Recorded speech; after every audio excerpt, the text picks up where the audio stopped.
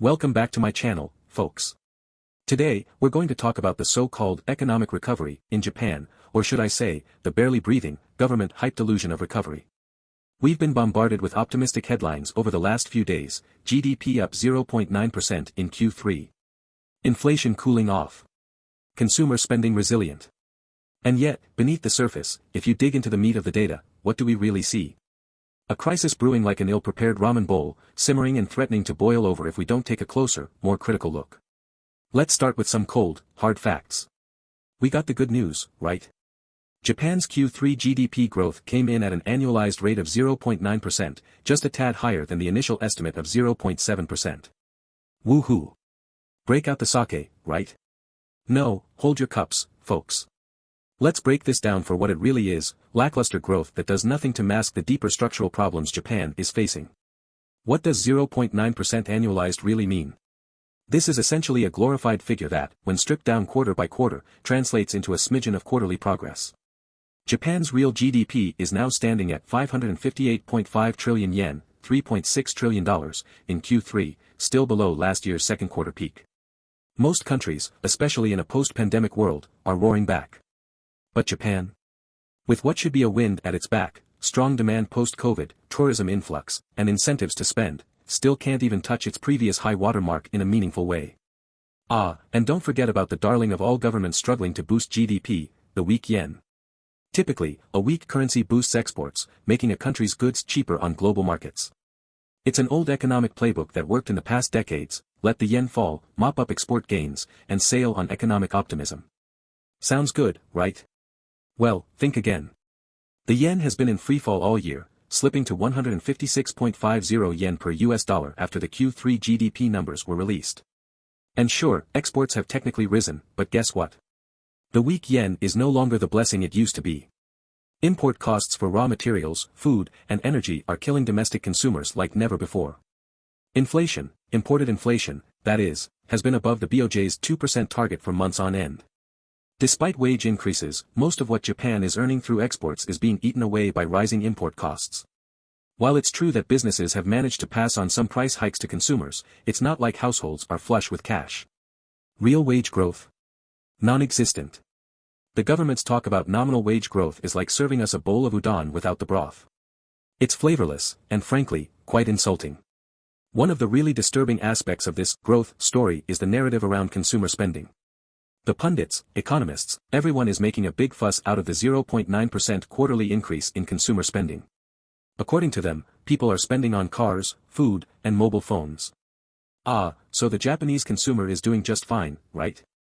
Hold your horses. Let's think about the shopping cart here. The fact that consumer spending ticked up on paper doesn't tell us why. Are people spending because they are more confident or because the rising prices are forcing them to fork out more yen just to cover basic goods and services? The vast majority of the so-called increased spending looks more like begrudging shelling out because, well, the necessities of life cost more. Let's also look at the breakdown: food, cars, mobile phones. On the surface, these discretionary items seem like a sign of confidence. But dig deeper, cars and phones, largely imported or reliant on imported materials, are soaking up more cash thanks to ballooning prices due to inflation and the yen's weakness. Not to mention, any bump in car sales we're seeing right now might just be delayed purchases from earlier this year, when supply chain bottlenecks slowed down deliveries. The truth is, people aren't splurging because they feel good about the economy. They are adjusting to a new normal where everything just costs more. The government would like us to see this as a vote of confidence in their economic policies, when in reality, it's the opposite, a forced reaction to an unfavorable economic environment. Now, let's get to the heart of the matter: inflation. Japan is in a very troublesome position. Inflation has been sticky for months, persistently eating away at households' purchasing power.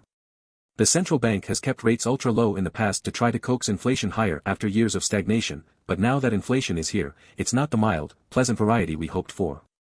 Instead, we're seeing sharp increases in food prices, energy costs, and imports, thanks to both the weak yen and global economic uncertainty.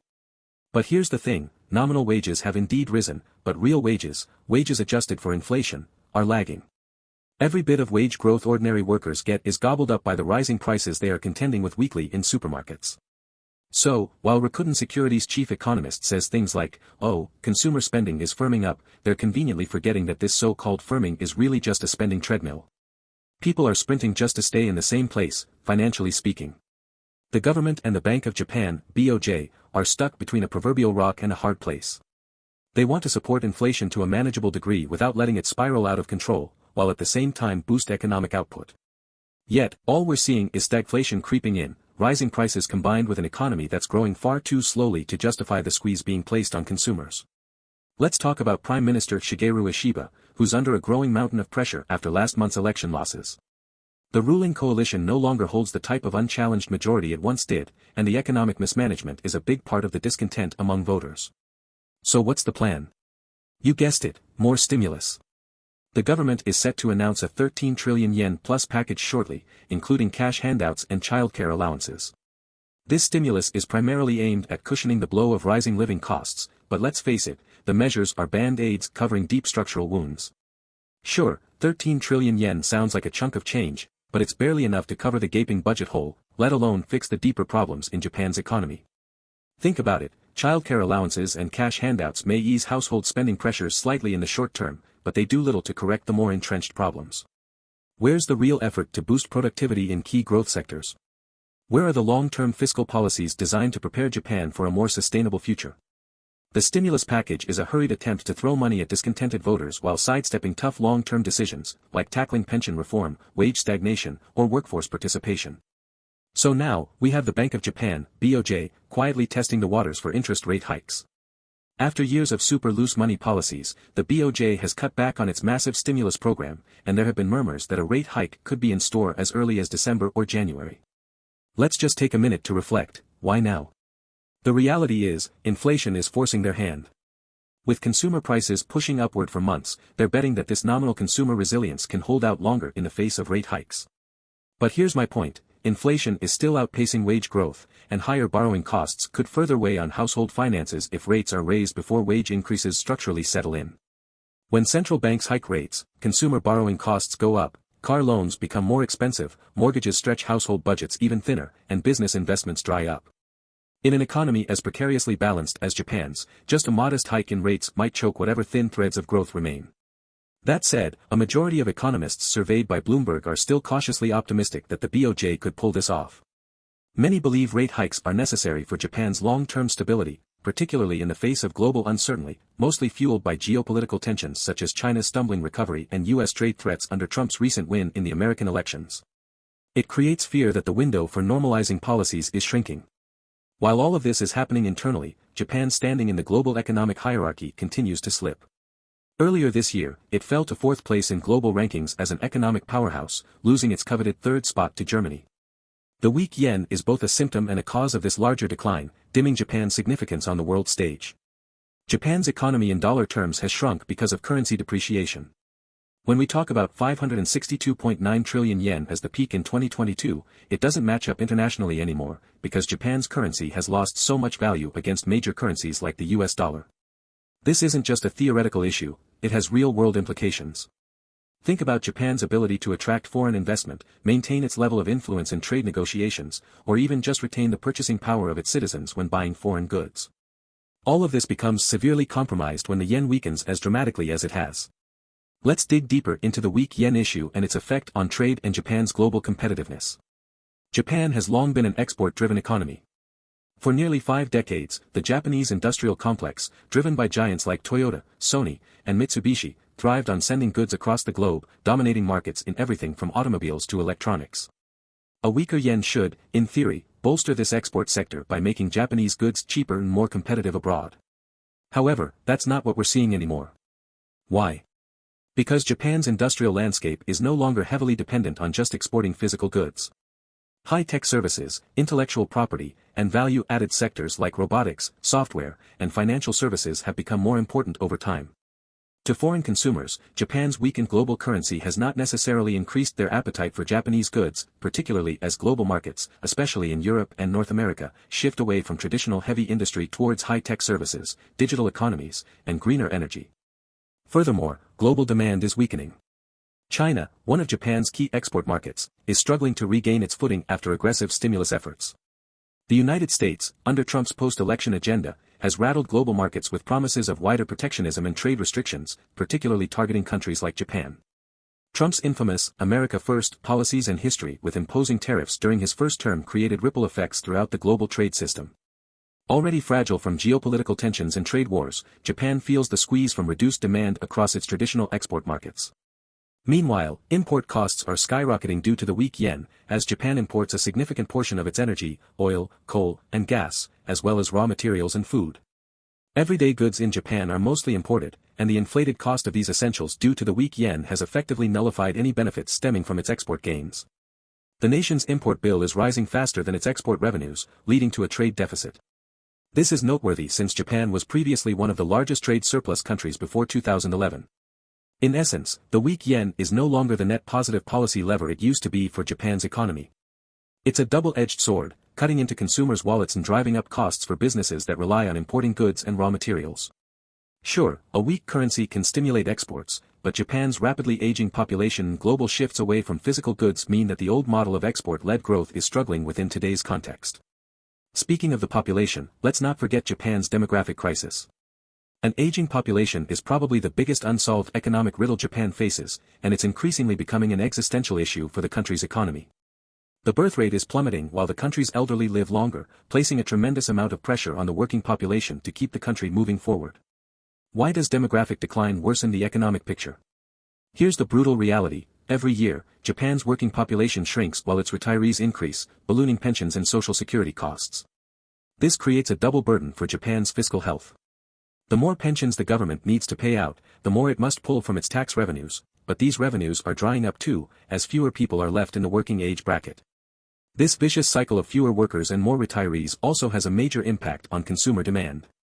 Older households are naturally more conservative in their spending, focusing on necessities like healthcare, rather than durables or large consumer products. This creates a structurally low-demand environment. Despite some blips, like the recent uptick in spending on mobile phones and cars, the long-term trend remains bleak. Moreover, businesses are struggling to innovate or expand in an economy where the workforce is steadily declining. Many Japanese firms have started moving operations abroad or relying on cheaper foreign labor through outsourcing, rather than taking the harsh steps needed domestically to reinvent themselves. This, in turn, erodes the competitiveness of Japanese businesses. Fewer young workers means less risk-taking, less entrepreneurialism, and ultimately less innovation across the whole economic landscape. Adding to these problems, immigration policies in Japan remain notoriously restrictive despite periodic calls for reform. The country has not embraced a large-scale immigration policy akin to what we've seen in countries like Canada, Australia, or even the US, before Trump. These nations have used immigration to soften demographic challenges, but Japan remains one of the most culturally homogeneous societies in the world, unwilling to let in significant numbers of foreign workers who could help mitigate the labor shortage. This mindset, while deeply ingrained in Japanese society, is worsening the demographic time bomb and limiting the country's future growth potential. Prime Minister Ishiba is rushing to stitch together another stimulus package in yet another attempt to solve Japan's myriad problems. Let's call it what it is, a political move to shore up support after a dreadful showing in last month's elections where the ruling coalition lost its majority. It's classic: when you don't know what else to do, print more money and start mailing it out. Ishiba hopes that electoral wounds will heal with some cash handouts and subsidies. But here's the issue: a one-time injection of cash fails to address any of the structural challenges Japan faces. It's like putting up scaffolding on a collapsing skyscraper. Sure, the building doesn't look like it's going to tumble over today, but the foundation is still cracking beneath the surface. Let's be very clear: Japan has already spent the better part of 2 decades issuing stimulus packages. Between the 2008 financial crisis and the post-2011 Fukushima recovery efforts, Japan's government has thrown trillions of yen into stimulus and subsidies for everything from infrastructure projects to cash handouts. The result? Minimal long-term impact on GDP growth because the root causes, demographic imbalance, weak domestic consumption, low productivity, remain unresolved. Ishiba's latest plan is another stimulus revolving around energy subsidies, cash payments for low-income families, and childcare allowances. Now, I'm not against helping families struggling with high energy costs, especially after the Russia-Ukraine conflict sent global energy prices soaring. But these measures are ultimately too short-term. These subsidies will likely run from January to March. What happens after that? Childcare allowances, while theoretically helpful, will also likely make only a marginal impact. The structural issues around childcare in Japan run far deeper, such as the lack of adequate daycare facilities, the high cost of raising children, and the wage gap between men and women, which pushes economic pressure onto one spouse while the other stays home to care for children. These are systemic issues that require comprehensive, deep-rooted policies, not piecemeal checks issued to families. The government's reliance on fiscal stimulus without advancing structural reforms is not a long-term solution. Japan needs policies that encourage higher productivity, support female participation in the workforce, and invest in future industries like green tech and AI. Simply spending more won't improve Japan's position in the larger global economy. The competitive edge Japan enjoyed in the latter half of the 20th century is eroding, and smaller-scale stimulus measures do nothing to sharpen that blade. Japan is at a crossroads. On the one hand, it shows modest growth, 0.9% GDP expansion in Q3, on paper, and entrepreneurs are still cashing in on global markets. However, below the surface, the core of the Japanese economy is cracking under pressure from internal and external challenges. To recap, inflation, driven by a weaker yen and global supply chain disruptions, is eroding real wage gains, squeezing consumers even as nominal wages tick up. The weak yen isn't the economic boost it used to be. Instead, it's raising the cost of imports, making daily life more expensive for everyday Japanese people. Consumer spending is in stasis. Any uptick is more a result of price rises than newfound confidence or buying power. Demographics are a critical structural issue that keeps choking Japan's productivity and workforce vitality. Government stimulus under Prime Minister Ishiba may temporarily buoy consumer confidence, but without addressing Japan's deeper economic problems, it's just delaying the inevitable reckoning with serious reform. Essentially, these short-term patches are not enough to extinguish the looming fire.